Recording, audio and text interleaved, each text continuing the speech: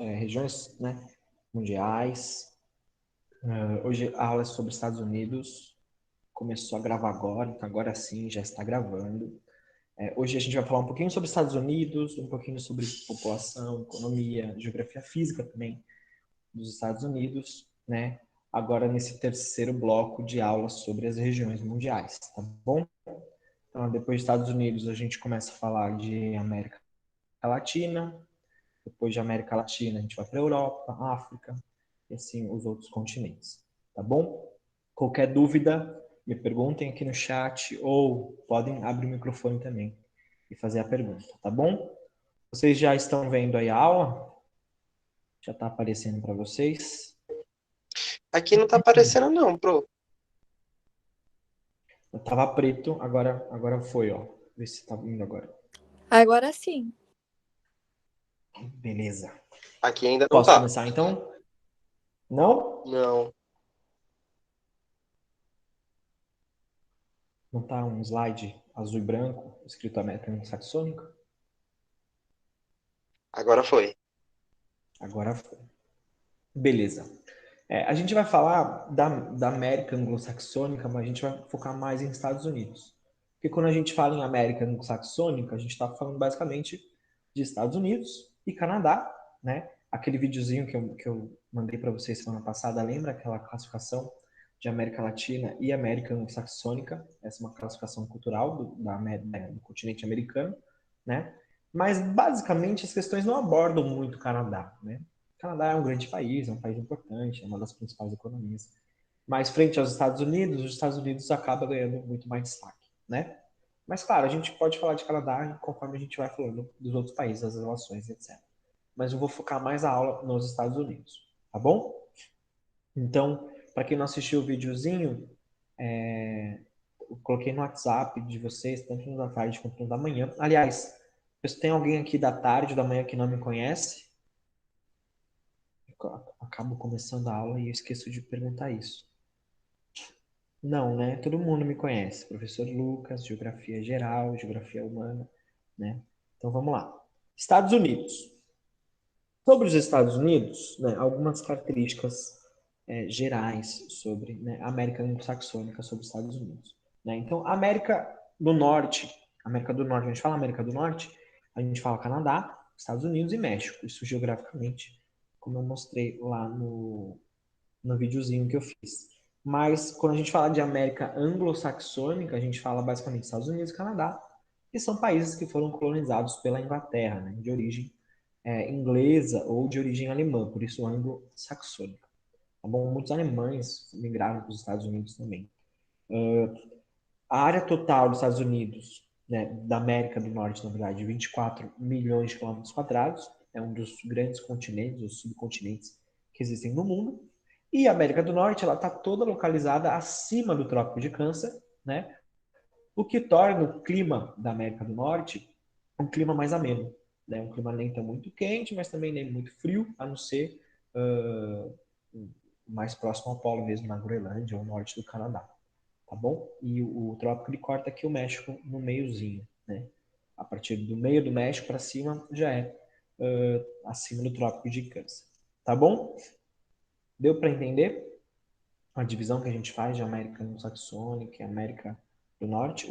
E aí eu coloquei no videozinho também, né? Que o México ele faz parte da América do Norte, geograficamente, né? Ele é América do Norte, mas quando a gente fala de cultura, ou mesmo de colonização, o México se encaixa na América Latina, porque fala espanhol, né? Foi colonizado pelos espanhóis, então é um pouco diferente. Inclusive, alguns estados dos Estados Unidos, mais ao sul, Texas, a própria Califórnia, eram territórios mexicanos, né? Acho que vocês vão ver isso melhor em história, mas os Estados Unidos acaba conquistando e também comprando alguns territórios no México e expandindo o seu território, tá bom? Passando um pouquinho, então, mais algumas características gerais. Os Estados Unidos, só os Estados Unidos sozinho, agora tem 9 milhões de quilômetros quadrados, né? É um dos maiores países do mundo, acho que é Rússia, Rússia, Canadá, Estados Unidos, China, Brasil, né? Então, é um dos maiores países em extensão do mundo. Os Estados Unidos é dividido em 50 estados, são muitos estados, né? Interessante que os estados norte-americanos eles são bem divididos, bem com linhas retas, né? O Brasil tem as fronteiras dos estados no Brasil, eles são mais desenhados porque o Brasil costuma usar para dividir os estados pontos físicos, né? Como rios ou áreas mais altas, planaltos, planícies. Nos Estados Unidos isso não existe, né? Nos Estados Unidos é uma divisão política, mas muito ideológica também. Ó. Daqui para cá é um estado, daqui para lá é outro, não tem um rio separando, não tem nada fisicamente separando os estados. Foi mais uma coisa construída mesmo, né? Planejada pelo Estado, tá bom? População dos Estados Unidos, 321 milhões de habitantes, o que é uma grande população. Os Estados Unidos também tem uma população muito grande, está entre as maiores populações do mundo, só não está, acho que, na frente de China e Índia, né? A China com 1,4 bilhão, a Índia com 1,3 bilhão, depois vem os Estados Unidos, acho que a Rússia e aí o Brasil, que é o país mais populoso do mundo, tá bom? PIB dos Estados Unidos, 20 trilhões, mais de 20 trilhões de dólares, isso de 2018. Para vocês terem uma ideia de comparação, o PIB do Brasil está em torno de 1,8 bilhão, trilhão, né? Assim, os Estados Unidos têm, sei lá, muitas vezes mais do que o PIB brasileiro, né? É a maior economia do mundo, embora a China aí, né, esteja chegando próximo à economia norte-americana, os Estados Unidos ainda se configura como a maior economia do mundo, embora, né, isso provavelmente irá passar daqui a 10, até um pouco, sei lá, 8, 10 anos, provavelmente a China vai tomar essa dianteira, porque hoje, já 2020, já existe mais moeda chinesa circulando do que o próprio dólar. Isso é muito importante, né? Porque o dólar ele dá um lastro muito importante para a economia dos Estados Unidos. A partir do momento que todo mundo comercializa em dólar, né, o dólar acaba sendo a principal moeda e os Estados Unidos, por consequência, o principal país. A partir do momento que a gente tem mais moeda chinesa, que é o iene, circulando, embora isso ainda está muito restrito no Sudeste Asiático, na Rússia, um pouco na África, né, na Europa e Américas, isso não circula muito, o iene, mas já tem mais iene circulando do que dólar, tudo bem? Per capita dos Estados Unidos, o que é a renda per capita? A gente pega o PIB, que é de 20,54 trilhões, divide pela população, 328 milhões, isso vai dar mais ou menos 60 mil dólares por mês. Não, 60 não, desculpa. 32 mil dólares por mês, né? O que é um PIB alto, né? Mas o PIB per capita, ele não serve muito para medir os parâmetros, porque não é todo estadunidense que ganha 32 mil dólares por mês, né? Se a gente fazer o PIB per capita no Brasil, por exemplo, vai dar em torno de 16 mil reais isso por ano, na verdade, 16 mil reais por ano, mas não é todo brasileiro que ganha 16 mil reais por ano, né? Tem gente que ganha muito menos. Tranquilo? IDH dos Estados Unidos, 0,95, é um dos maiores IDHs do mundo, é um IDH elevadíssimo, né? Embora os problemas sociais também tenham aparecido com mais frequência nos Estados Unidos, a gente vai falar mais para frente. Lembra o que é IDH? IDH, Índice de Desenvolvimento Humano. Lembra os três fatores que compõem o IDH? São três fatores que somam o IDH. Quais são eles? Saúde, na verdade, expectativa de vida, né?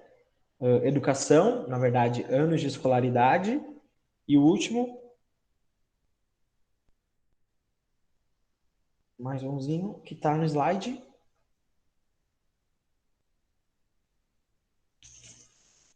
expectativa de vida, anos de escolaridade e renda per capita, tá? Esses três fatores que compõem o IDH. Tranquilo?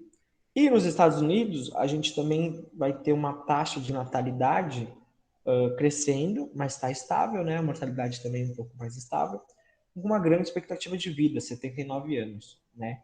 Inclusive em estados mais ricos, como Nova York, como a Califórnia, a própria Flórida, essa expectativa de vida é ainda maior, chega aos 80, 82, 83 anos, né? A expectativa de vida no Brasil, por exemplo, é de 74, mas em São Paulo ela chega a 79 também. Assim, os estados mais ricos no Brasil também têm uma expectativa de vida maior, porque tem mais serviços oferecidos à população, né? Mais acesso à saúde, mais acesso ao saneamento. Então, a gente tem uma discrepância aí na expectativa de vida no Brasil, mas também no resto do mundo em relação, né, às suas regiões, as regiões dos países. Tranquilo? Alguma dúvida? É só um levantamento mais geral também dos estados, onde a gente vai falar mais aprofundadamente. Vamos lá. Prof, não é perigoso uma explosão demográfica? Acredito que nos Estados Unidos não muito. Inclusive eu dei uma aula de África hoje no meu 8º ano. E na África é complicado uma explosão demográfica, né? Porque a África não tem um desenvolvimento tão grande, não tem muito emprego para todo mundo, igual nos Estados Unidos também não, mas na África é mais preocupante a explosão demográfica. Nos Estados Unidos, tirando a economia, a explosão demográfica ela até seria um fator legal para ter mão de obra no futuro, porque a taxa de natalidade vem caindo, né? Ela está crescendo, mas ela cresce muito pouquinho. Inclusive a gente vai ver a pirâmide, a gente vai ver que a pirâmide etária nos Estados Unidos ela tem a base bem pequenininha. É claro que grande população vai acabar tendo algumas preocupações com relação ao emprego. Vai ter emprego para todo mundo? Não sabemos. A economia vem mudando, né? Eles têm novas diretrizes econômicas, existem novos jeitos de fazer comércio, de indústrias.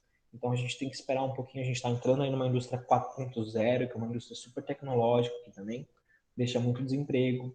Mas a economia dos Estados Unidos vem bem, né? Tirando agora esse período de coronavírus, a economia vinha crescendo. É claro que com o coronavírus, com a pandemia, foi tudo pro brejo, né? Inclusive não só nos Estados Unidos, mas no resto do mundo. A gente tem que olhar alguns fatores mais isolados, tá bom? No geral, não, mas sim, é sempre uma preocupação, um grande número de população, principalmente nos países que não têm um grau de desenvolvimento tão alto, tá bom?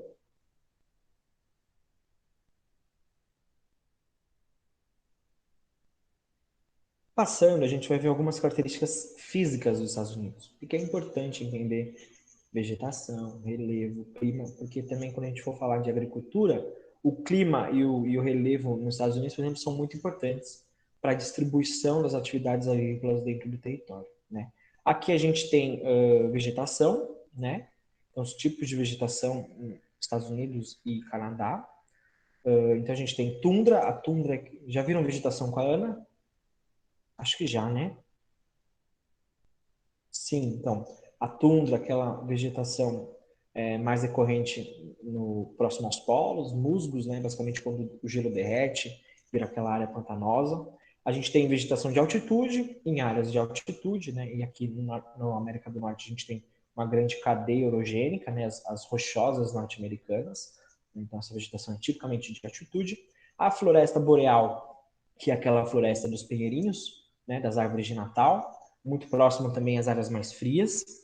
A floresta temperada, que também traz os pinheirinhos, né, um tipo de vegetação caducifólia, mas aqui um clima já mais temperado, mais ameno. Inclusive, essas florestas também perdem as folhas durante o inverno, um sistema de mecanismo de proteção contra o frio, né?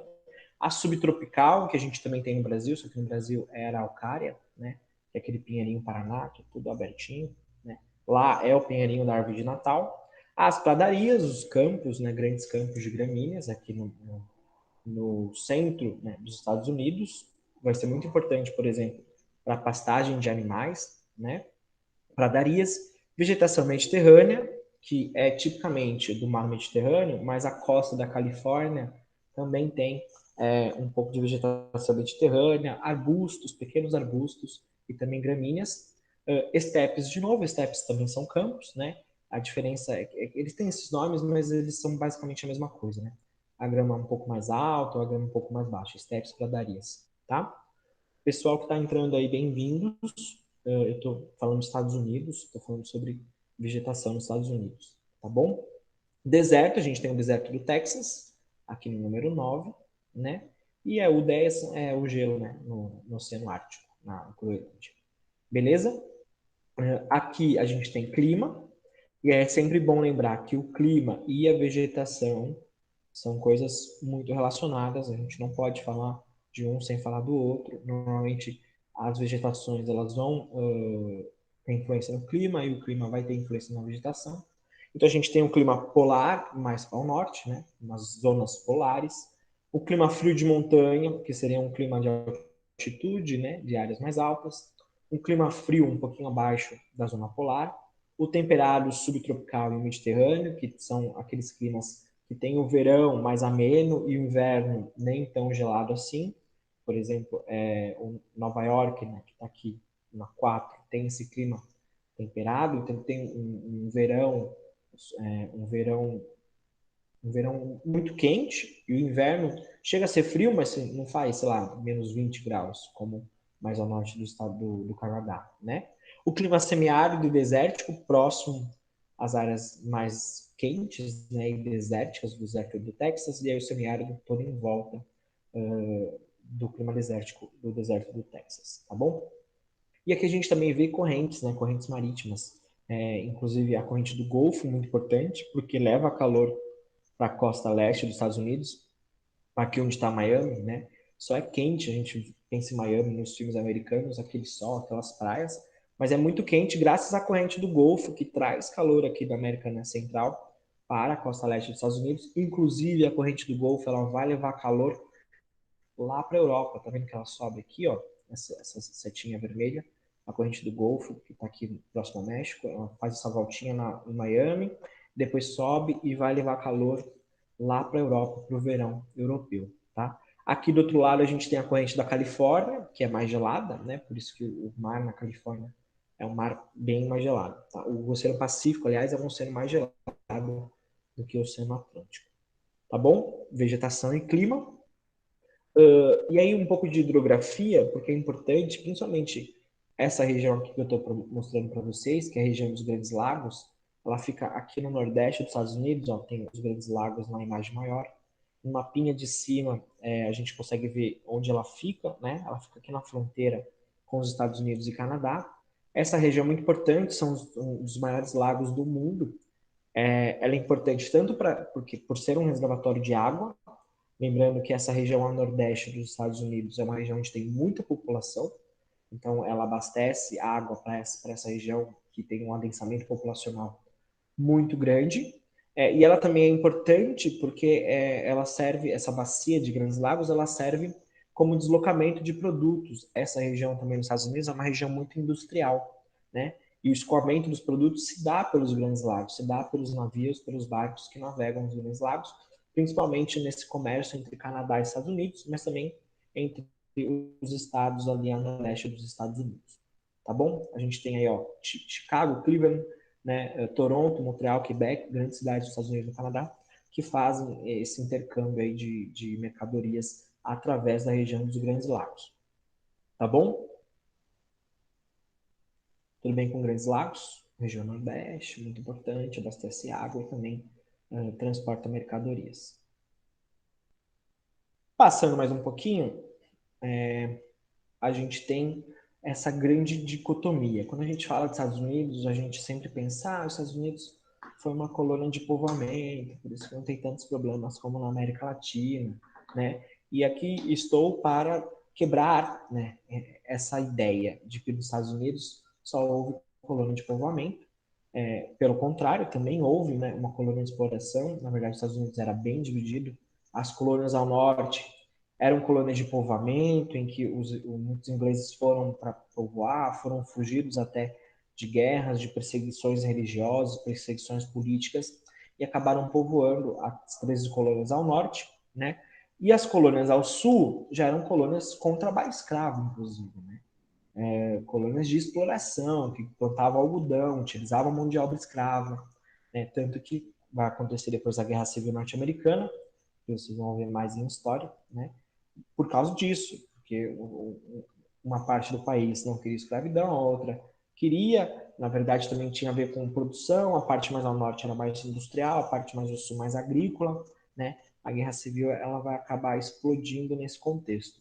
E aí dois filmes legais para vocês entenderem um pouquinho essa época, o filme do Lincoln de 2012, ganhou acho o melhor filme do Oscar. Foi muito legal, porque mostra também toda a história da abolição da escravatura, mostra um pouco da Guerra Civil, os acordos que o Lincoln quis fazer com os dois Estados Unidos que existiam, né, os confederados e a Nação do Norte. E o filme Dos Anos de Escravidão, que é um filme triste, eu sei, tem até algumas críticas ao filme por romantizar um pouco, romantizar na questão da escravidão, né? Mas é um filme muito legal para entender também o que foi essa colônia de exploração. Acaba comigo também. Mas é um filme legal para entender o que foi essa colônia de exploração no sul dos Estados Unidos. Tá bom? Ah, eu não sei se tem na Netflix. Mas eu vou dar outras dicas de Netflix, tá bom? Esperem aí que vai vir mais dicas de Netflix. Aqui a gente tem um mapinha dos Estados Unidos na época da Guerra Civil, né? Então, o que eu disse? Ao norte são os estados da União, estados onde não existia escravidão. Aqui ao nordeste, né? Próximo a Nova York, Pensilvânia, o Maine, são estados, eram estados muito industriais, ainda são hoje, né? E os estados ao sul, em vermelho, a gente tem os estados confederados, em que ainda existia escravidão e praticamente a economia era voltada para agricultura, tá bom? A gente tinha alguns estados neutros também, que tinham escravidão, mas eram pertencentes à União. A Guerra Civil acaba explodindo nesse contexto aí de escravidão, de norte industrial, de sul agrícola, né, que vocês vão ver mais em história, espero. Tá bom? Quando a gente fala dos Estados Unidos, a gente precisa falar desse contexto e a gente vai falar sim dos conflitos raciais, né? Inclusive os Estados Unidos, ele cresce e ele nasce a partir de conflitos raciais, né? A gente tem aí um grande movimento segregacionista, racista, que é a Ku Klux Klan, que nasceu nos Estados Unidos. Na verdade, a Ku Klux Klan, ela nasceu em um trote universitário, né? As pessoas pintavam, rechaçavam, né? Se pintavam de negro, a questão do blackface, e acabam zoando, rechaçavam as pessoas quando elas entravam na universidade. Era um clube também social que reunia veteranos de guerra confederados depois, né, depois da Guerra Civil, muito associada à igreja, né, principalmente aos protestantes. Os Estados Unidos é um país em sua maioria protestante, tanto evangélicos quanto católicos, né? Na verdade, os protestantes perseguiam os católicos, mas a sociedade católica também é muito grande nos Estados Unidos, né? Fortes influências da maçonaria, e aí vira uma bagunça, né? A gente está falando de cristão, está falando de católico, está falando de maçonaria. Esse filme é um filme muito controverso, mas é um filme que basicamente cria, né, todo o alicerce de Hollywood, das culturas do filme na década, né, de 20, de 10, de 20, de 30, né, chama O Nascimento de uma Nação. Ele tem figuras de linguagem muito racistas, mas, como, de novo, ele foi basicamente um grande marco na indústria cinematográfica dos Estados Unidos, porque demonstrava realmente como era a sociedade, embora ele tenha ideias racistas. Ele é usado, inclusive, para a entrada de novos membros na Ku Klux Klan. Todo novo membro na Ku Klux Klan tem que assistir esse filme. Então, é só para vocês terem uma ideia de como esse discurso está muito presente ainda hoje, né? E a gente vai falar dos conflitos mais atuais. Só durante a Guerra Civil, as mulheres sulistas, né, dos confederados, confeccionaram mais de 400 mil máscaras, aquelas máscaras brancas símbolos da Ku Klux Klan, né? E elas não entregaram ninguém, tipo, era na época, né? A população, o exército do norte brigava com o sul, e quando elas eram capturadas, elas não entregavam ninguém, né? Então, a sociedade norte-americana, ela nasceu a partir daí. Por isso o filme é o Nascimento de uma Nação. Ele retrata todo esse histórico racista que os Estados Unidos têm desde a sua origem. Tudo bem? Não recomendo que vejam, se vocês quiserem, tem no YouTube, mas é um filme bem forte mesmo, tá? E ele tem uma lógica racista, literalmente. Tá bom? Eu ia falar, já assistiram Django, do Tarantino? Muito bom o filme, com o Jimmy Fox e o Christopher Waltz. Acho que tem na Netflix, Django, hein? Tem uma cena muito engraçada, que o Django e o Dr. Schultz, eles vão na fazenda, eles matam o cara, e aí depois o dono da fazenda vai caçar o Django e o Dr. Schutz, e eles estão basicamente criando ali a Ku Klux Klan com os capuzes, e tem um diálogo muito legal dos capuzes, o Tarantino, né, zoando eles. É uma cena muito legal, recomendo que assistam, tá? Não só a cena, mas o filme é bem legal também. Aqui sobre população dos Estados Unidos, já que a gente está falando dessa questão racial, né, dentro dos Estados Unidos, que é muito grande, que gera muitos conflitos, a gente tem que entender um pouquinho como que é a população, né, dentro dos Estados Unidos. Então, a gente tem 328 milhões de habitantes, como a gente viu lá na frente, né? Aqui a gente tem a pirâmide, né? A pirâmide, o que, que ela mostra? Ela tem três faixas, né? A primeira faixa de jovens, né, de 0 a 10 anos, que é essa faixa mais clarinha. A segunda faixa no meio de adultos, né, que seria acima de 10 e até 50, se não me engano, 60.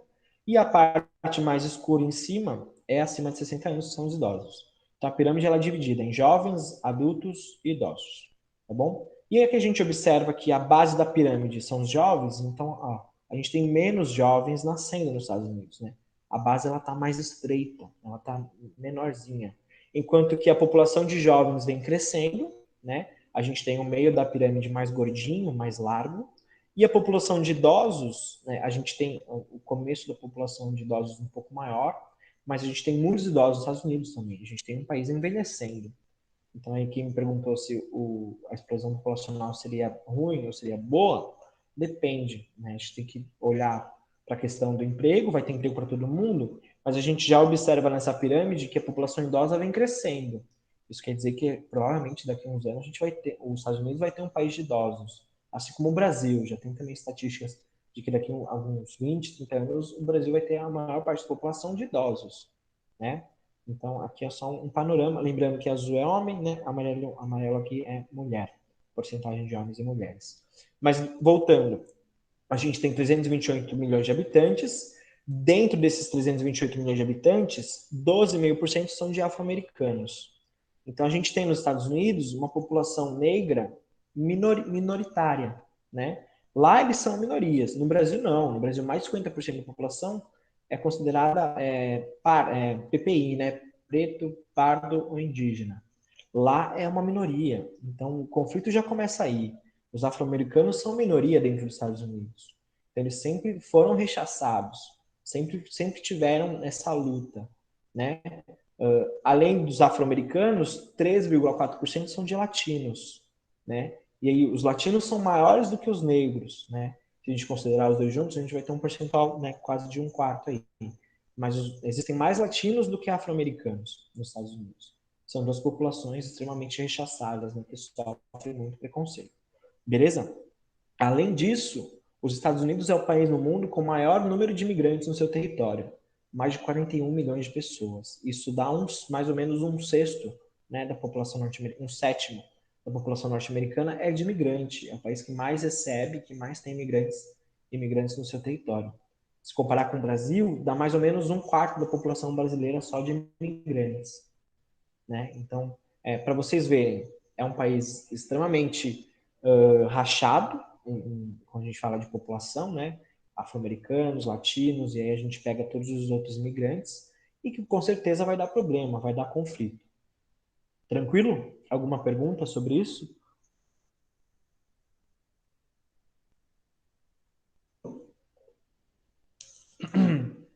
Não? Posso continuar? Aqui as dicas que eu falei para vocês.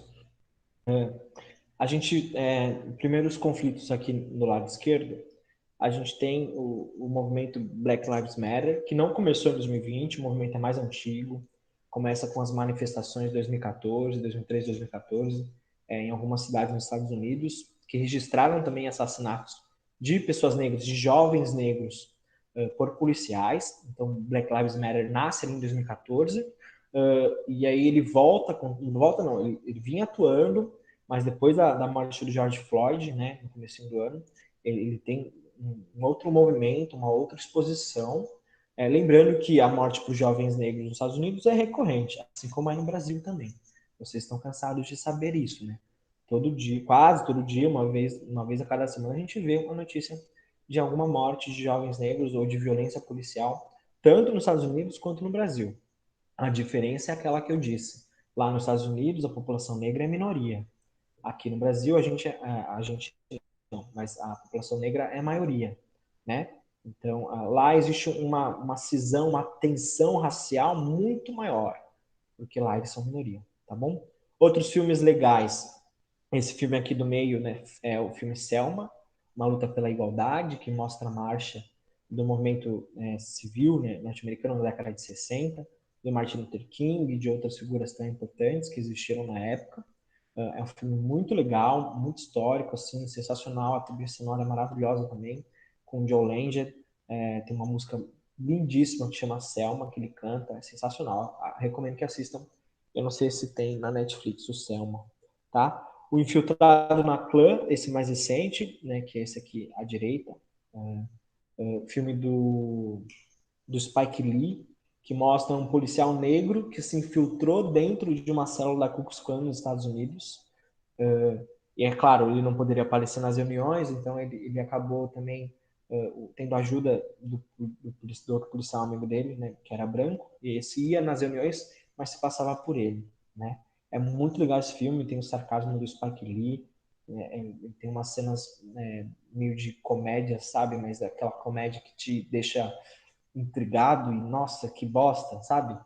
Bem legal, recomendo. Acho que o Infiltrado na Clã tem na Netflix, né? Mas se vocês querem séries na Netflix mesmo, Olhos que Condenam, que eu falei para vocês no grupo, acho, não sei quem, acho que foi a Bruna que postou algumas recomendações de séries, ou foi a Ana e eu acabei recomendando também. Essa é uma série pesada, quatro crianças negras foram presas, né, nos anos 80, acusadas de terem matado e estuprado uma mulher que estava correndo no Central Park. E aí, depois de mais de 20 anos, eles foram inocentados. Cinco não é? Não entendi, Júlia. Acho que foram quatro, não sei se foram cinco, não lembro. Acho que foram quatro mesmo, tá? É uma série muito pesada, mas também mostra como, né, o sistema judiciário norte-americano, na época, assim como hoje, e aí no Brasil, não sei se vocês viram essa semana no Brasil, a juíza que deu uma sentença falando que o cara só estava na célula criminosa por causa da cor dele, né? Então, o judiciário dos Estados Unidos, também no Brasil, também ainda tem aquela questão do racismo estrutural, né? Das instituições serem racistas, né? Porque os estados nasceram racistas, né? Então é mais do que normal, né, institucionalmente, que as instituições também carreguem traços racistas. E a outra série bem legal, The Right People, né, tem 3 séries da Netflix. Eu vou confessar que eu só assisti a primeira, mas a primeira é bem legal, não assisti as outras duas, que mostra esse grupo, né, de estudantes negros dentro da universidade tentando combater algumas injustiças que acontecem. Essas 2 séries são bem legais, recomendo os outros filmes também, tá bom? E leiam bastante sobre o que está acontecendo, tá bom? Inclusive, vai ter eleições nos Estados Unidos, a gente vai falar um pouco sobre eleições dos Estados Unidos também, mais para frente. Beleza? Perguntas, dúvidas? Ano passado, eu levei uma amiga minha, a gente tem uma discussão sobre movimento negro, sobre racismo. Infelizmente, né, devido às circunstâncias atuais, não, não vai ser possível, mas é um assunto que eu gosto muito de falar, gosto de convidar amigos meus para falar também. Sempre, tento sempre ler o máximo possível, de mais informações possíveis sobre isso, até porque acho que esse é um papel meu enquanto professor, mas eu sou um professor branco, então eu tenho que estar sempre buscando mais informações para ter uma formação e passar para vocês uma coisa certa, né? Uma coisa verídica e também que retrate a realidade. Tá bom? Sim, a introdução eu vi também Umbrella Academy, muito legal aquela introdução. Não sei se vocês assistiram Watchmen também, da Netflix, da HBO, mas o primeiro episódio de Watchmen é sensacional, que também fala sobre um massacre que aconteceu numa cidade nos Estados Unidos, e era um massacre que a população norte-americana nem conhecia que existiu, né? Era um bairro negro, com uma economia muito pujante, muito dinâmica, e a população branca acabou se revoltando com esse bairro negro. Né? Bem legal, o Watchmen, da HBO. Acho que vocês acham até essa primeira cena no YouTube, se pá, tá bom? Qualquer coisa a gente vai falando mais sobre isso. Partindo um pouco para a economia dos Estados Unidos, a economia é bem diversificada. A gente tem o maior país, né, a maior economia do mundo. Então, tanto em agricultura, em pecuária, em mineração, tanto o setor industrial e o de serviços, eles são bem dinâmicos, né? Principais produtos agrícolas que os Estados Unidos exporta e produz: tabaco, milho, soja, sorgo. Sorgo é um cereal muito parecido com a soja, né? Batata, beterraba, trigo. Os Estados Unidos produz muito trigo e exporta muito trigo. Inclusive o Brasil importa muito trigo dos Estados Unidos, tá? O milho é muito importante porque os Estados Unidos ele faz etanol a partir do milho, né? No Brasil a gente faz o etanol a partir da cana, lá nos Estados Unidos eles fazem o etanol a partir do milho, tá bom? Sobre pecuária, também tem um rebanho bovino, suíno e também criação de aves muito grande. Os Estados Unidos também exporta muita carne e muita ave, né? Principalmente para a Ásia, para a Europa. Mineração. Os Estados Unidos é um dos maiores produtores de petróleo do mundo, maior produtor, aliás, maior exportador e importador de petróleo do mundo, né? Além de gás, carvão, minério de ferro, minério de cobre, alumínio, prata, urânio. Os Estados Unidos têm um território muito rico mineral, né? São muitas jazidas importantes que serviram e ainda servem na indústria. E em relação às indústrias, equipamento de transporte, indústria alimentícia muito forte, de maquinário, indústria química, indústria metalúrgica, indústria editorial, que a gente está falando aí de grandes jornais, de grandes redes de TV, de grandes veículos de comunicação. Inclusive, a gente está falando aqui da indústria do cinema, né? Hollywood é uma grande indústria e muito importante para os Estados Unidos, porque Hollywood acaba levando o que é os Estados Unidos para o resto do mundo, né? Hollywood tem um papel cultural um papel cultural de influência muito grande no redor do mundo, né? Quais são os filmes que a gente mais assiste? Quais são as músicas que a gente mais ouve? São todas, em sua maioria, americanas, né? E esse é um papel cultural muito importante de influenciar o resto do mundo. Assim como o K-pop é hoje para a Coreia do Sul, sabe? O K-pop é uma grande ferramenta de soft power, ou seja, de influência cultural, de influência mais branda, né? A Coreia do Sul, ela com certeza ganha muitos investimentos ou ganha muito retorno com essa cultura do K-pop hoje espalhada ao redor do mundo, né? E existe inclusive incentivos, o governo coreano dá incentivos, assim como o governo norte-americano dá incentivos para Hollywood, para que eles continuem produzindo e exportando literalmente um produto cultural, né? Importantíssimo nessa influência que a gente fala hoje, esse soft power, esse poder brando, né? Esse poder mais leve ao redor do mundo. Tá bom? Beleza? Aqui a gente tem um mapinha dos cinturões agrícolas dos Estados Unidos, e é importante dizer que a agricultura norte-americana ela é muito bem dividida no seu território, né? Então eles usam o tipo de solo específico para um tipo de cultura específica, um tipo de clima específico para um outro tipo de produto específico, né? Então eles vão casando características de solo, características de clima, características do produto, sei lá, o milho, onde ele vai se dar bem? Ele vai se dar melhor no norte, no sul, no centro dos Estados Unidos? Então a gente tem os cinturões agrícolas, que são essas divisões dentro do território norte-americano, onde cada produto é plantado, onde cada produto tem a sua maior produção, maior quantidade de produção, tá bom? A gente tem então cinturões importantes: o cinturão pecuarista, que é esse cinturão rosinha, né, mais à esquerda, onde se cria gado, não só cria gado nessa região. Um cinturão de policultura, mais aqui na costa leste, o laranjinha, onde se produz vários outros tipos de alimentos. O cinturão do trigo, que é muito importante aqui ó, na região norte, mas também no centro dos Estados Unidos, o amarelinho.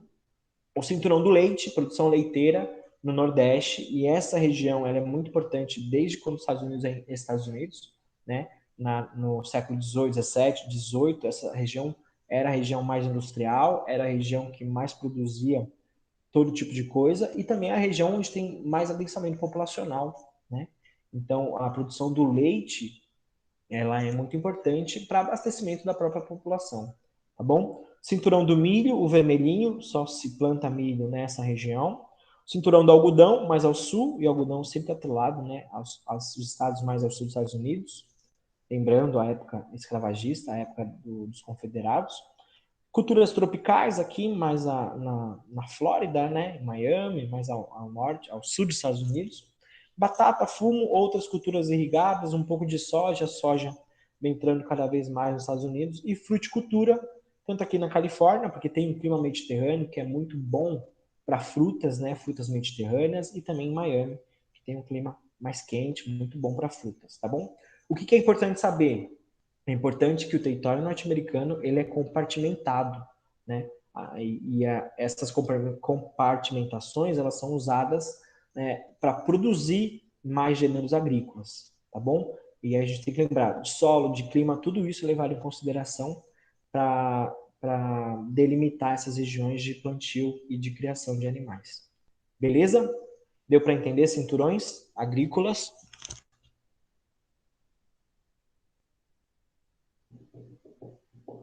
Ok, gente? Passando, a gente tem os cinturões industriais também, né? É tudo cinturão nos Estados Unidos, né? Aí, em relação às indústrias, a gente tem duas áreas importantes. Essa área mais ao norte, o Manufacturing Belt, verdinho claro, é uma área de industrialização antiga, né? De indústrias tradicionais, né? Foi ali onde começou a industrialização nos Estados Unidos, né?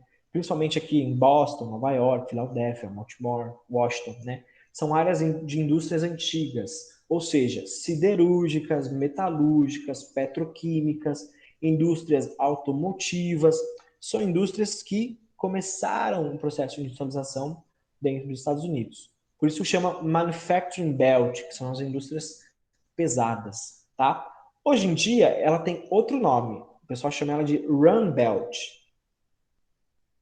Vou pôr aqui no chat. Run Belt, que seria o cinturão da ferrugem, porque são indústrias que vêm perdendo espaço em relação às outras áreas industriais do Brasil. São indústrias que vêm perdendo emprego, são indústrias que vêm perdendo mercado, né? Então, hoje é o cinturão da ferrugem, que são essas indústrias sem muito desenvolvimento econômico. Mas ainda é uma grande área importante, tá bom? Nos Estados Unidos, industrialmente falando. Manufacturing Belt, no Nordeste, e as outras áreas em verdinho mais escuros é o Sun Belt. Sun Belt seja o cinturão do sol, das novas indústrias, principalmente das indústrias de tecnologia, né? A gente tem principalmente aqui em Los Angeles, né, em São Francisco, na Califórnia, onde está, por exemplo, o Vale do Silício, né? As empresas de tecnologia estão no Vale do Silício, Google, Microsoft, Intel, todas essas grandes empresas tecnológicas estão no Vale do Silício, aqui na Califórnia, em Los Angeles, São Francisco. A gente também tem outras áreas importantes, por exemplo, aqui em Houston, no Texas, mais ao sul, Dallas, Texas, aqui a gente tem a base da NASA. Então, a base da NASA é um outro grande polo de desenvolvimento de tecnologia, né? Lá em cima, em Seattle, no norte, a manchinha verde ao norte, é onde tem a fábrica da Boeing. A Boeing é a maior empresa de aviões no mundo, né? Então, a gente tem essa divisão, o Manufacturing Belt de indústrias tradicionais, indústrias antigas, pesadas, e o Sun Belt, que são essas indústrias mais tecnológicas, de grande produção tecnológica, tá bom? Vai até 1 hora, faltam 10 minutos. Obrigado, Sara. Vai ficar gravado, depois você assiste, tá bom? Deu para entender, então, Manufacturing e Sun Belt, essa divisão que a gente tem nos Estados Unidos? Manufacturing, indústrias tradicionais, pesadas, e o Sun Belt de indústrias mais novas, principalmente de tecnologia. Tá bom? Passando, a gente vai falar um pouquinho sobre política e influência norte-americana nesses últimos 10 minutinhos. A gente tem essa questão da hegemonia norte-americana, né? Que é um grande país e tem influências ao redor do mundo. Muita influência na América Latina, né? Porque dizem que a América Latina é o grande quintal dos Estados Unidos, é onde ele pinta e borda. Até o final dos anos 80, provavelmente o que seria, né? Hoje, durante as primeiras décadas dos anos 2000, isso não aconteceu muito, mas atualmente isso vem voltando à tona. O cinturão é a divisão das novas tecnologias, isso. Cinturão é o nome que a gente dá, né? Então, a gente tem voltando aqui, ó, o cinturão do Manufacturing Belt, mais ao norte, nordeste, o verdinho claro, e o cinturão do Sun Belt, né, nas outras regiões, de novas tecnologias, tá? A divisão é essa. Indústrias mais tradicionais e antigas ao nordeste e as indústrias mais tecnológicas, modernas, nas outras regiões. Tá bom? Pro, Oi. E nessa parte que tá na cor rosa, seria o quê? Aqui o rosa só tá para diferenciar, né? Mas é tipo o território norte-americano. Sim, claro que devem existir outras indústrias, mas onde tem as manchinhas verdes é onde há mais concentração, tá bom? Aqui o rosinha só tá mesmo para diferenciar o território norte-americano. Ah, ok. Dá para ver aqui, ó, na legenda aqui de baixo, ó, a estrelinha é indústria química. Inclusive aqui a gente tem Denver, ó, no meio do mapa, a gente tem uma estrelinha. Ela não está na cor verde, mas a gente tem uma estrelinha de indústria química, né?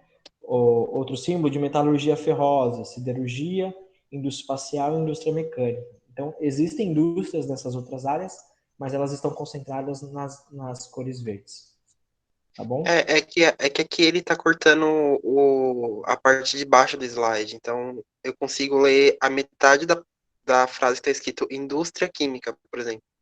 Da Ah, metade entendi. dessa frase para baixo eu já não consigo ler mais. Ah, mas não tem muita coisa. A indústria química é o último mesmo, Ah, ok, tá? então. Beleza? Depois eu vou disponibilizar os slides, aí vocês dão uma olhada, tá? A gente está falando de hegemonia norte-americana, e aí os Estados Unidos começa a virar a grande hegemonia no mundo a partir da Segunda Guerra Mundial, né? Quando os Estados Unidos ganham a Segunda Guerra Mundial, ele começa a ter maior influência na Europa, inclusive, por causa do Plano Marshall. O Plano Marshall foi uma grande ajuda econômica. Os Estados Unidos emprestou dinheiro para a Europa, né, para a reconstrução da Europa, e a partir daí os Estados Unidos ganham muita força ao redor do mundo, não só na Europa, mas ao redor do mundo, né? Então essa supremacia econômica ela foi muito alcançada porque depois da Segunda Guerra Mundial os Estados Unidos começou a exportar muitos produtos para a Europa.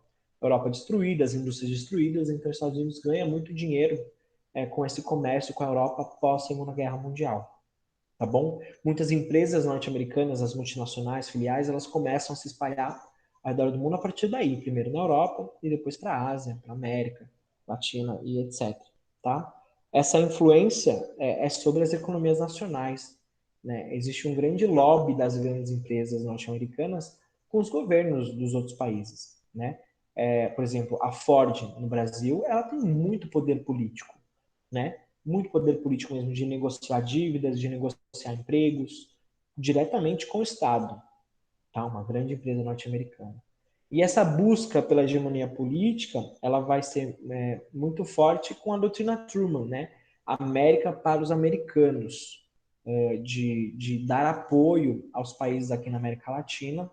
Inclusive, muitas das ditaduras vão surgir a partir dessa doutrina de proteção norte-americana para com a América Latina, tá bom? Aqui eu trouxe um tweet da época do impeachment da Dilma, um tweet do Wikileaks, que divulgou lá aquele escândalo de informações confidenciais, né? Mas o tweet fala basicamente que a Dilma estava sendo, né, espionada pelo governo norte-americano, porque o governo petista, os governos petistas iam muito contra a política dos Estados Unidos para a América Latina, né? E aí, posteriormente ao impeachment, a gente também tem que se divulga que o Temer era, inclusive, um informante dos Estados Unidos. Se reuniu com o vice-presidente dos Estados Unidos, né? Essa doutrina Truman está ligada ao muro que o Trump queria fazer. Na verdade, isso vem antes do Trump, né? Década de 50, 60. A doutrina Truman é meio que, os Estados Unidos pensou, vou proteger os meus interesses aqui na América Latina, então eu vou dar apoio aos países da América Latina, só que a gente tem que pensar que muitos desses apoios veio através de ditaduras, né? Há exemplo no Brasil, há exemplo no Chile, há exemplo na Argentina. As ditaduras elas foram apoiadas pelo governo norte-americano, é, em sua parte para afastar a ameaça da União Soviética na América Latina, que já tinha acontecido em Cuba, mas justamente para ter esses países mais perto, né? Para ter esses países controlados, vamos dizer assim. Tá bom? E aí a gente tem um grande divisor de águas na hegemonia norte-americana, que é a Conferência de Bretton Woods. A Conferência de Bretton Woods ela acontece logo depois da Segunda Guerra Mundial, ou ainda no final da Segunda Guerra Mundial, e a principal importância da Conferência de Bretton Woods é colocar o dólar como a moeda principal, né? Então, a partir de Bretton Woods de 44, a gente tem o dólar como moeda principal, como eu disse lá na frente, né, lá no começo da aula, o dólar sendo a principal moeda no mundo torna os Estados Unidos uma grande potência, né, sendo a sua moeda principal do mundo, então eu tenho muita importância ao redor do mundo, tá bom? Outras coisas que Bretton Woods criou, por exemplo, o FMI e o Banco Mundial, né?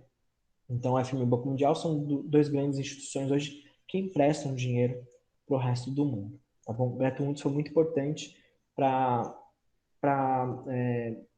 colocar ainda mais essa hegemonia norte-americana ao redor do mundo, tá bom?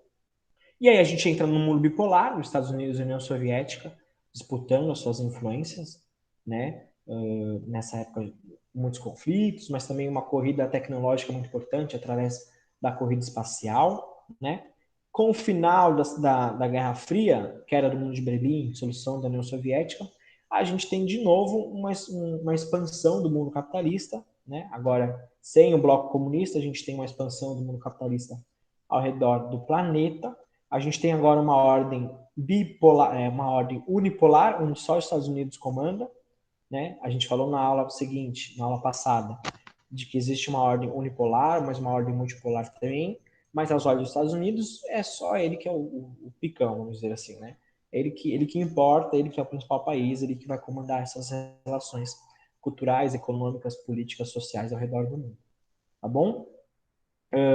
A gente fala de guerra ao terror também. Então, com o final aqui é importante, com o final da Guerra Fria, os Estados Unidos meio que perde o seu principal inimigo, que seria o comunismo, né?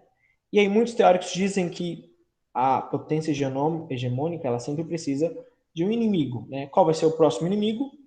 O islamismo, né? Então, a questão dos atentados de 11 de setembro tem toda uma questão por trás, e a gente vai falar um pouquinho mais, abordar o Oriente Médio, mas essa guerra ao terror que o Bush, o ex-presidente, fez contra o Oriente Médio está muito pautada nesse poder político, mas também nesse poder econômico que os Estados Unidos mostram para o mundo todo, né? A gente vai falar mais disso quando abordar o Oriente Médio, mas essa guerra ao terror se mostrou ineficaz, porque muitos dos países do Oriente Médio acabaram destruídos, a exemplo do Iraque, né? Aqui está atualmente o ISIS é o Estado Islâmico, tá?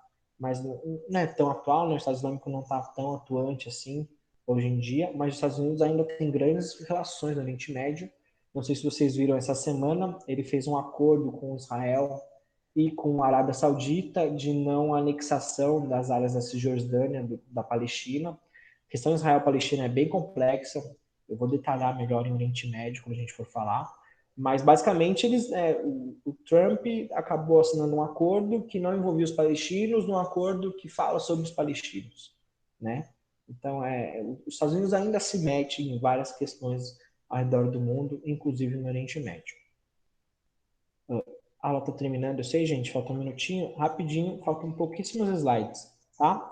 A questão do Donald Trump, em 2016, é eleito com uma política nacionalista, de economia protecionista, inclusive essa guerra com a China que ele vem fazendo desde 2016, de barrar produtos chineses, né? Ele prometeu a construção do muro com o México, que não deu em nada, né? Assim, o muro está sendo construído, mas não nos moldes que ele queria, né?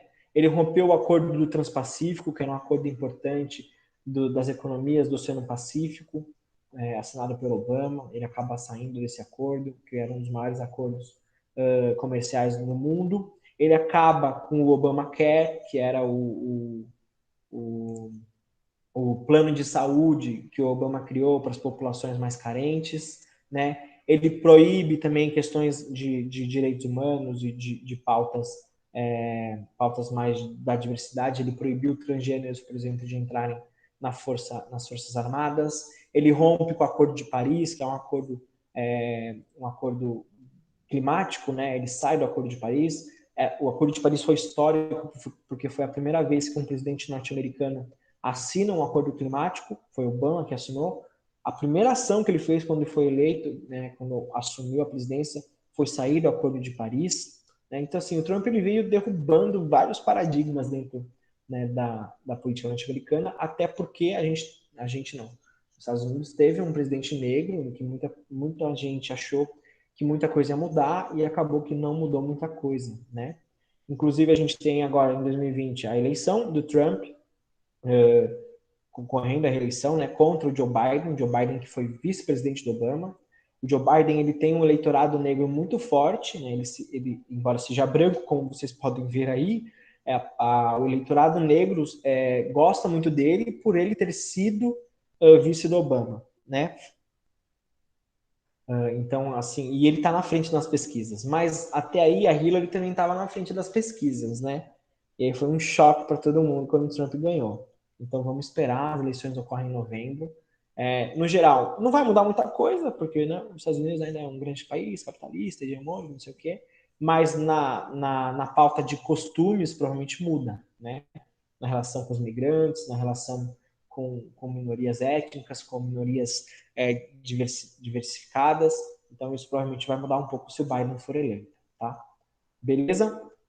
Para fechar, vou falar um pouco de imigrantes, né?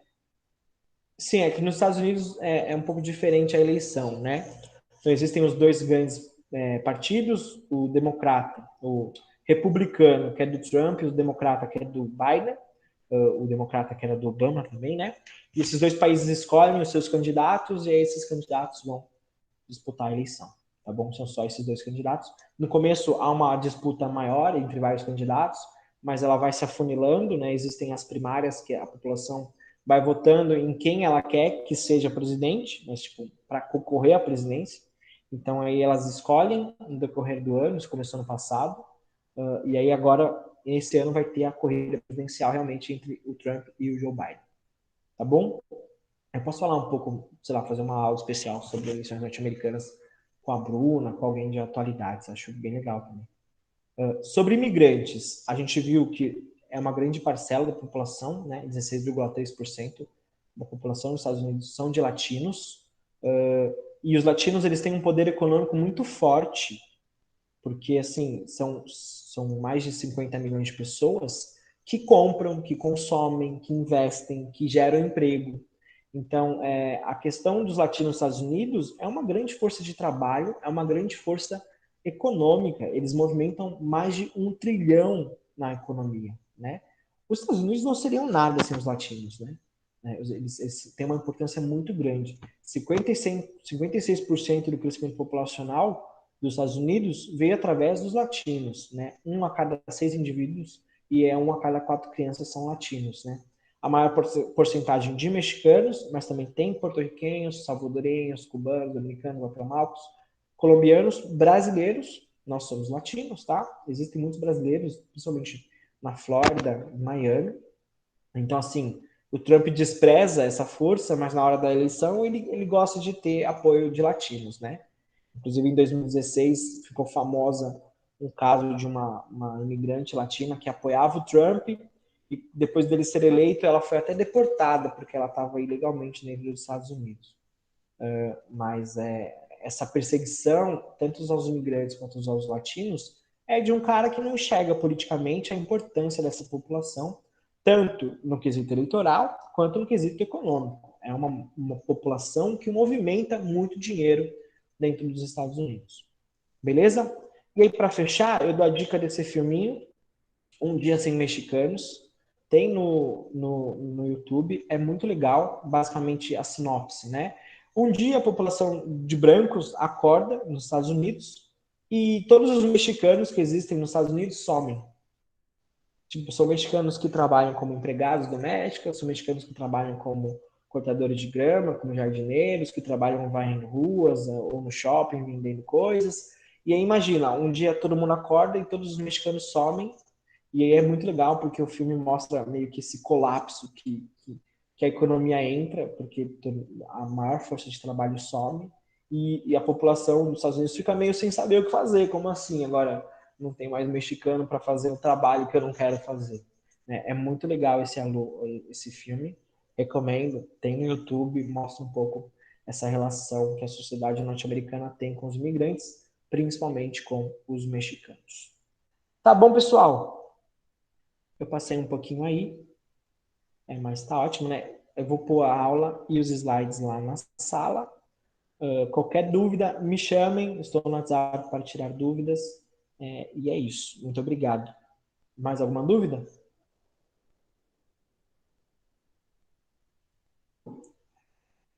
Obrigado, gente. Obrigado mesmo. Até mais. Até semana que vem. Quando eu colocar lá no Classroom, eu mando o vídeo para vocês. Até!